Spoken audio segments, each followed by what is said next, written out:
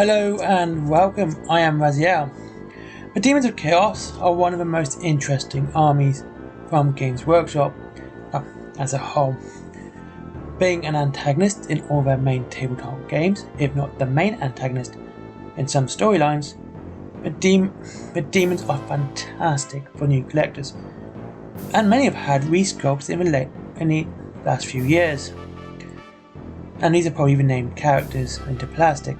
So you had the Mask for Slanesh, Changeling for Tzinch, Skulltaker and Karanak for Khorne, and along with those you've had the Greater Demons, with the options to make the named characters of the Greater Demon.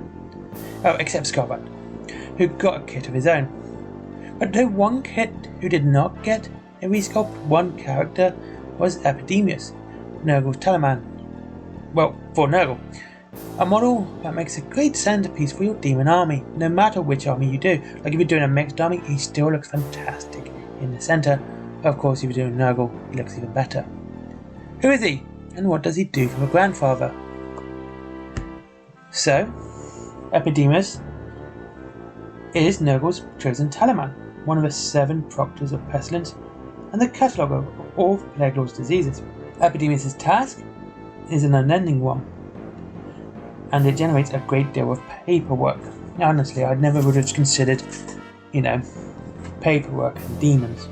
Though, to be honest with you, paperwork is hell. And so, he rides a palanquin to share his burden, and to easily force a path through Nurgle's hordes. 24. That's probably going to change, to be honest with you, to 14. Nurglings attend the Tallyman's every need, providing the parchment with their skin, operating the Death's Head abacus, excreting the ink. I do not want to know where from. Well, actually, to be fair, it's Nurgle, so it's nothing rude. Probably some sort of boil or spot or, rotted blood. For the quill pens, and even defending Epidemius from harm should anyone foolish enough to venture too close.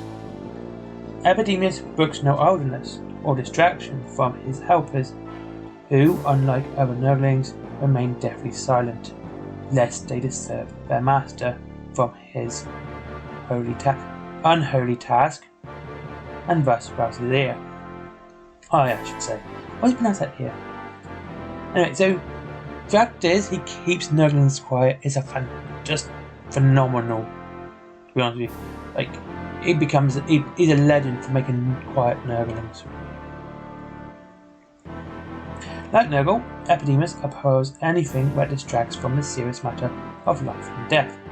The only sounds that begin heard are the screwy shufflings of Nurglings, heaving the palanquin forwards, and the irritable scratching of a Tallyman's quill as he seeks to keep his records up to date.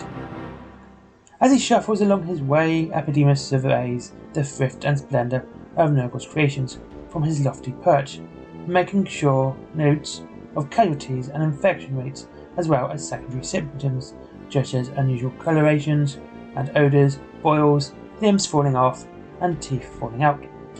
This information, properly correlated and distilled, is an incredible value to Father Nurgle in brewing up the next batch of awful augments and unguents. Yeah, I suppose it would be actually, so he could know what was happening. It must be recorded with absolute precision and in a timely fashion to be of any use. Epidemius' path through the immortal and eternal realms is an unpredictable one, for he goes where the spore of plague carries him. He is busiest of all when Nurgle's power is strong, for the might of the Plague Lord is inextricably linked to the ebb and flow of disease, campaigning armies with the poor hygiene and unmentionable diseases that entails offer a glut of work for the Tallyman, but also present rare opportunities for more unusual studies. Of greatest interest to Epidemius are infections and fevered behaviours afflicting determined ambitious souls. Nurgle's cankerous plagues do not merely infest the physical form, they also run virulently rampant through this being's soul, destroying his sense of self and moral direction as thoroughly as they do the body. Observing this decline is a rare privilege, a skilled observer, and there is none more skilled than the vile Epidemius. He can read this flaked and crumbled trail of soul stuff as it departs the mortal coil gleaning all manner of knowledge and adding a portion of his spirit strength to his own. And as an offer of thanks, Epidemius Entourage strikes bells and gongs, and such a full soul finally succumbs, ushering the spirit into Nurgle's paternal and welcome embrace, which is really interesting, as it means that anyone who dies of disease in Warhammer the Old World, Age of Sigmar, or even Warhammer 40,000, soul is automatically given to Nurgle. I mean, like Khorne, the worshippers will go to the Brass Fortress, Slanesh, the Palace of Pleasure, and Tzeentch, the Crystal Fortress, Labyrinth. But with Nurgle, I mean, like, just dying of a disease, your soul is given to Nurgle.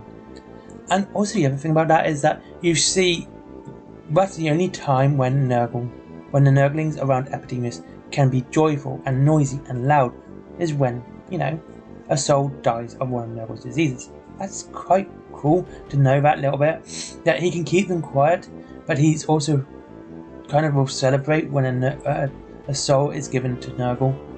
Like it's something that he finds praiseworthy and celebratory, and he will go ahead and do it and allow his Nurglings to make noise for once. And then you got, and again, like I said, the fact that we know that with the Plague Sword that will cause a soul turn into a Plague Bearer. Right now, we know that should someone die of a disease, it only strengthens Nurgle legions and therefore more worshippers. Anyway, thank you very much for watching. I hope you enjoyed this video. I hope to see you all again soon. This is a great, I like Epidemius, one of my favourite characters, great centerpiece model for any Nurgle army. Hopefully they're going to get a new plastic sculpt soon. I would really like to see that. And because he's just, I don't know, an interesting character. He's got some interesting rules, and I hope we see them in the old world, even though it is going to be a PDF character. I always say, if you're going to support, if you want something to be done, you've got to support it. You've got to, actually give them a reason to make it. Now, as I said, thank you very much for watching.